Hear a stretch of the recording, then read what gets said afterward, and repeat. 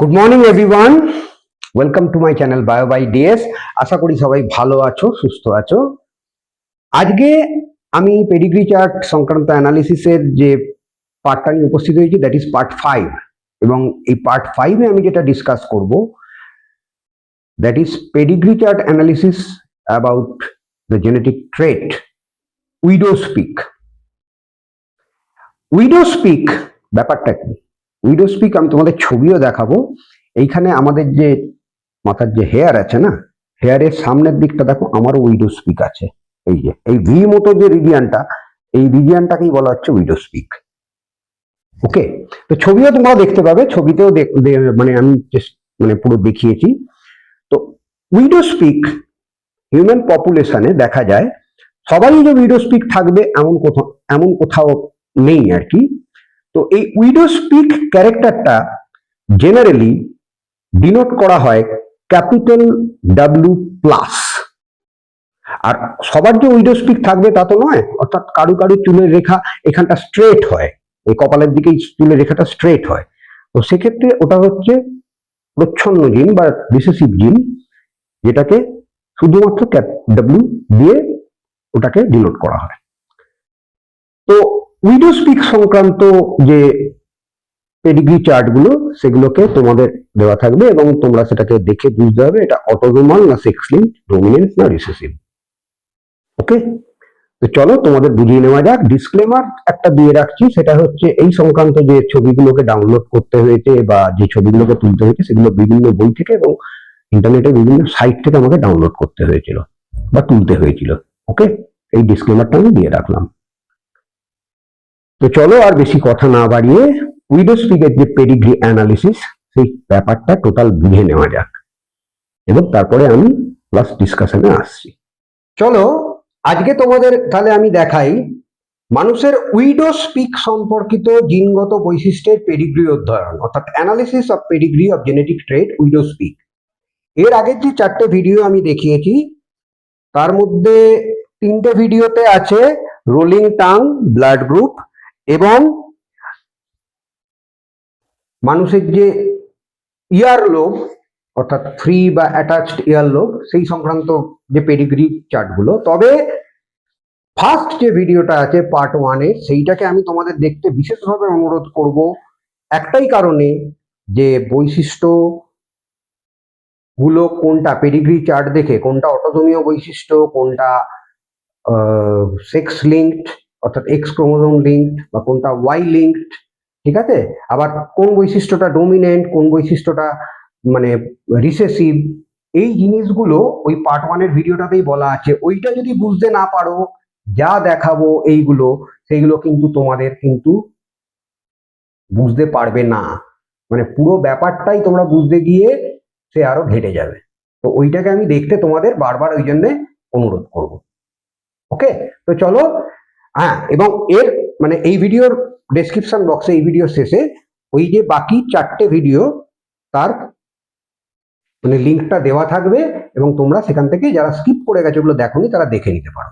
আর এই ভিডিওটা শেষে, এই ভিডিওটার যে পাতাগুলো থেকে আমি বলছি, সেই ভিডিওটা সেই ইয়েগুলোর একটা স্লাইড শো মতো করে দেওয়া থাকবে পাতাগুলোর, তোমরা সেখান থেকে পরে দেখে নিতে পারো। তো চলো এখন আর কথা না বাড়িয়ে মানুষের উইডোজ পিক সংক্রান্ত জিনগত বৈশিষ্ট্যের পেডিগ্রিটা আমরা দেখি।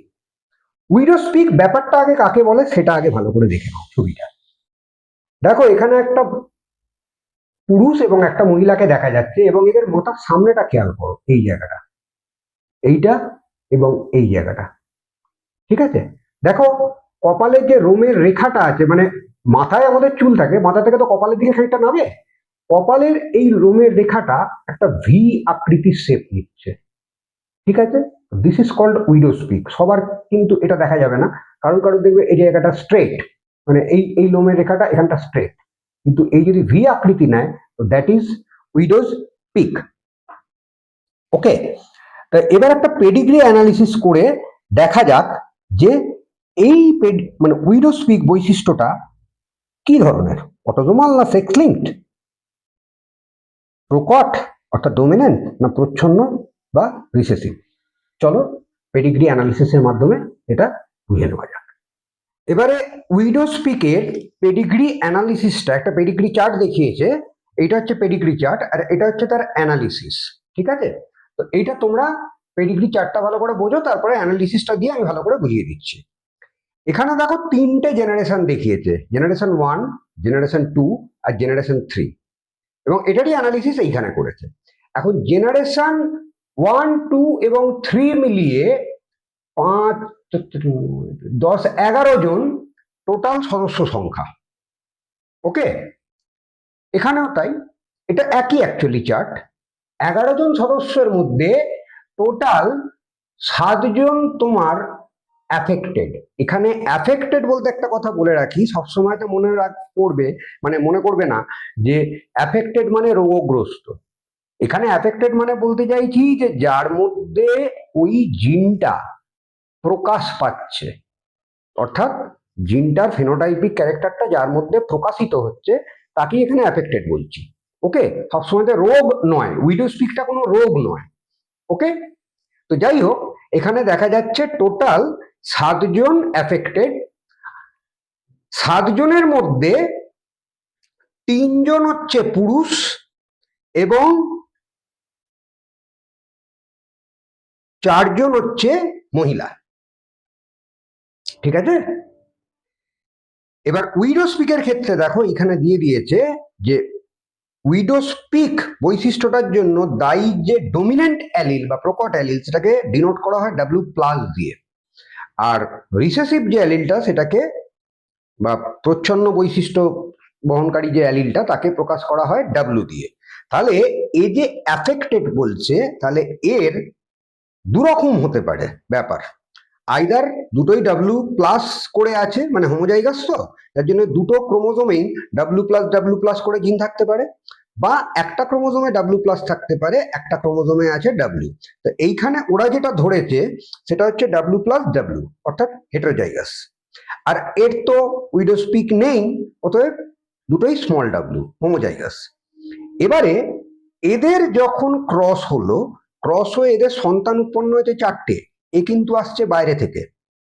ঠিক আছে, মেন যে ট্রিটা, মেন যে ফিগারটা, মানে ফ্যামিলি ট্রি বলে তো পেডিগ্রিকে, ফ্যামিলি ট্রি এর যে মেন স্টেম বা কাণ্ড, সেটা হচ্ছে এইটা। ঠিক আছে, মানে এই এতটা মিলে এই গোটাটা, এই 5 নম্বরটা বাদ দিয়ে এ আসছে বাইরে থেকে, কারণ এর সঙ্গে বিবাহ হয়েছে। ওকে, এখন এইখানে যেটা দেখা যাচ্ছে সেটা হচ্ছে এইখানে মহিলা অ্যাফেক্টেড ছিল, তার দুটো পুরুষ সন্তান অ্যাফেক্টেড হয়েছে। আবার এই পুরুষের সঙ্গে যখন বাইরের একজন মহিলার বিয়ে হয়েছে, যেও ওই মানে উইডোস্পিক বৈশিষ্ট্যটা বহন করছে, তো তার থেকে এইখানে যে ছেলে মেয়েগুলো হয়েছে তার মধ্যে ছেলেও যেমন অ্যাফেক্টেড, মেয়েরাও অ্যাফেক্টেড।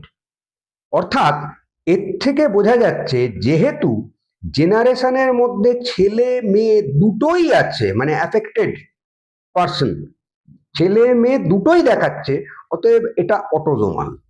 কেননা অটোজোমাল ক্যারেক্টার, ছেলে মেয়ে যার মধ্যে খুঁজে যেতে পারে।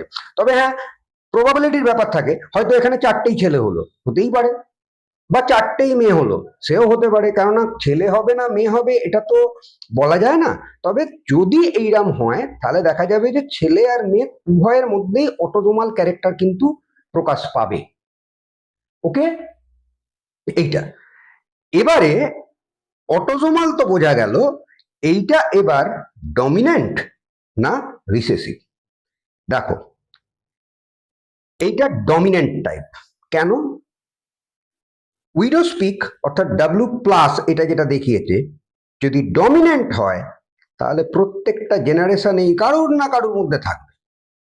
এইটাকে বাদ দাও। ওকে, তাহলে মেন যে জায়গাটা সেটা তো এইটা, এই জেনারেশনেও আছে, এই জেনারেশনেও আছে, এই জেনারেশনেও আছে, প্রত্যেকটা জেনারেশনেই জিনটা প্রকাশ পাবে। That's why it is dominant. যদি রিসেসিভ হতো তাহলে স্কিপ অফ জেনারেশন হতো, অর্থাৎ এইটার পরে এই জেনারেশনে থাকতো না, তারপরে জেনারেশনে আবার আসতো। তো এই জন্যে এইটা তোমার ডমিনেন্ট। আর এটা অটোজোমাল আর একটা কারণে, যে এটা কোনো বিশেষ লিঙ্গের প্রতি প্রবণতা দেখাচ্ছে না, যার জন্য সেক্স ক্রোমোজোমাল নয়। যদি সেক্স ক্রোমোজোমাল হতো বা সেক্স লিঙ্কড হতো, তাহলে আইদার ছেলে অর মেয়ে কোনো একটা বিশেষ লিঙ্গের প্রতি, সেক্সের প্রতিও প্রবণতা দেখাতো, সেই দিকে যাবে। কিন্তু এটা ছেলে মেয়ে উভয়ের মধ্যেই থাকছে, যে কারণে এটা হচ্ছে অটোজোমাল। আর যেহেতু প্রত্যেকটা জেনারেশনেই এটা প্রকাশ পাচ্ছে, সেহেতু এটা ডমিনেন্ট, অর্থাৎ এখানে স্কিপ অফ জেনারেশন নেই। ঠিক আছে? অতএব এই অ্যানালিসিসের মাধ্যমে এটাকে বলা যায় যে উইডোজ পিক বৈশিষ্ট্যটা অটোজোমাল প্রকট বা অটোজোমাল ডমিনেন্ট জিন দ্বারা নিয়ন্ত্রিত হয়েছে। ওকে, তাহলে আশা করি তোমাদের উইডোজ পিক পেডিগ্রিটা বোঝাতে পারলাম। এইটা ভিডিওটা শেষে এই টোটাল উইডোজ পিক সংক্রান্ত যে পেজগুলো আছে সেগুলো একটা স্লাইড শোর মতো করে দেওয়া থাকবে, তোমরা দরকার হলে সেইটাকে পজ করে এবং জুম করে পুরো জায়গাটা তোমরা দেখে নিতে পারো। ওকে, তাহলে উইডোজ পিকটা তোমরা বুঝতে পারলে এটা আমি আশা করতে পারি, বা আমি বোঝাতে পারলাম ভালোভাবে।